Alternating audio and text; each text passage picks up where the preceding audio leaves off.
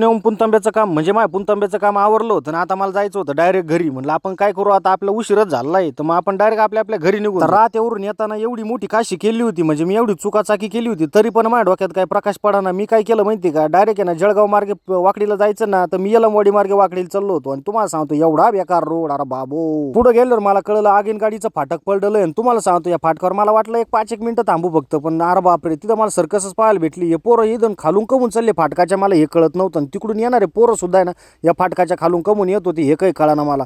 पण नंतर मला कळलं अर्धा तास झाल्यावर, अरे बाबो रेल्वे 1-2 तास लेट येणार आहे, तोपर्यंत आपण या फाटकाखाली आता उभं राहायचं. कंप्लीट मी 2 तास इथं उभं राहिल्यानंतर जुगजुग गाडीचं आगमन झालं आणि माझ्या मनाला बरं वाटलं. म्हणलं आता तरी फाटक खोलन, पण फाटक खोललं शेवटी. आईला म्हणलं आज मी काय काशी केली होती, आज माझ्या नशिबात आहे एक तर रोड तरी चुकू राहिलो, एक तर रोड तरी खराब लागू राहिली. असा वैताग झाला मला. म्हणलं आज गाडीचे आहे ना सगळे नट बोल्ट आहे ना डायरेक्ट रिकामीच होणार, डायरेक्ट खुळखुळेच होणार. परत एकदा पुढे गेल्यावरती मला एकदम मस्त डांबरी लागलं ना, आता मनाला वाटलं होतं एकदम भारी रोड आहे, आता टाकाटक आहे, आपण गाडी डायरेक्ट 120च्या स्पीडनं चालू. पण तुम्हाला सांगतो मनात अशी भरारी आणि आपण जोरात चाललो. पुढून येणाऱ्या पोरांना मी हात केला होता, पोरांना म्हणलं अरे मी ब्लॉगर आहे, मला ओळखीत्या का. बाप त्यांनी हात नाही केला, मा एवढा मोठा अपमान झाला. जाऊ द्या मरता, तो अपमान गेला म्हणलं खड्ड्यात.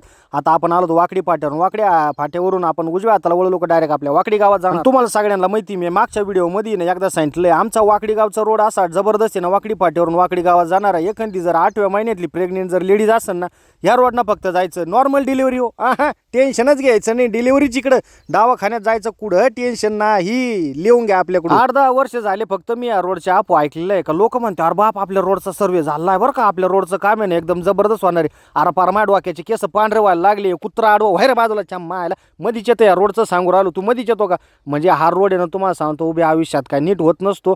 त्याच्यामुळे मी लोड न घेता आता घरापाशी आलो होतो, त्या सगळ्यांचा राम राम घेतो. ओके.